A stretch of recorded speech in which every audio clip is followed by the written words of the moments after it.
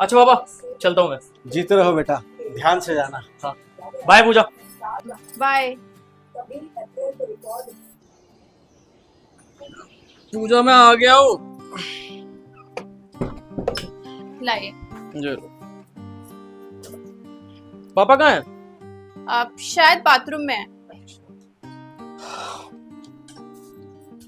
अरे बेटा, आ गया तू?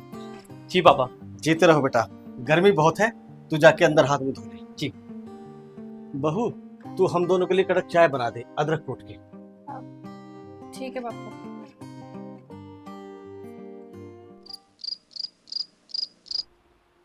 आपसे एक बात पूछूं? हाँ पूछो। आप हर वक्त पापा के पैर क्यों छूते रहते हो? क्यों भाई, क्या अब एक बेटा अपने बाप के पैर भी नहीं छू सकता? बिल्कुल छू सकता है, पर कोई किसी के पैर दिन में एक बार छूता है, चलो 2 बार भी बनता है। पर आप तो सुबह उठने के बाद, रात को सोने से पहले, दुकान जाते वक्त, दुकान से आते वक्त और तो और अगर दोपहर में किसी काम से घर भी आते हो तब भी उनके पैर छूते हो। बस यही सब मुझे समझ में नहीं आता कि कोई किसी के पैर एक बार छुए या 1000 बार, आशीर्वाद तो उतना ही बनता है।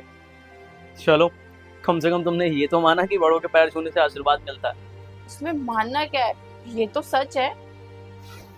ठीक है। अच्छा एक बात बताओ पूजा, हमारे घर से पुस्ता तक जाने में जहाँ ऑटो मिलता है, कितने मंदिर पड़ते हैं रास्ते में? मैंने कभी गिने तो नहीं है, पर 4-5 तो पड़ते ही हैं। ओके, तो जैसे हमारे घर से आगे बढ़ के जो पहला मंदिर पड़ता है शिव जी का, तो जब तुम उस मंदिर के सामने से निकलती हो तो क्या करती हो?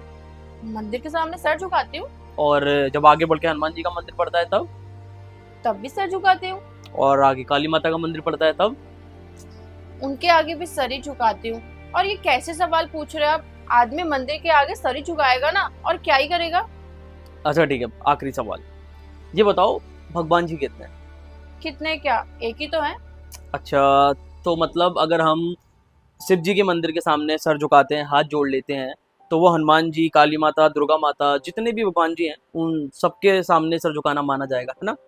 वैसे तो हो ही जाएगी, क्योंकि भगवान तो एक ही है ना, बाकी सब तो उनके अलग अलग रूप हैं। बिल्कुल, भगवान एक है। तो फिर तुम हर मंदिर के सामने सर क्यों झुकाती हो? किसी भी एक मंदिर के आगे सर झुका लो, काम हो जाएगा। हाँ, पर जितने मंदिर हैं उन सब में भगवान तो है ना, तो हम बिना उनके सामने सर झुकाए कैसे जा सकते हैं? वही तो पूजा, सुबह हो या शाम, दुकान जाना हो या दुकान से आना हो, पापा तो हर वक्त मेरे सामने रहते हैं। तो फिर मैं उनके पैर छुए बिना उनके सामने से कैसे निकल सकता हूँ? क्योंकि बच्चों के लिए तो उनके भगवान उनके माता पिता ही होते हैं ना। समझ गई।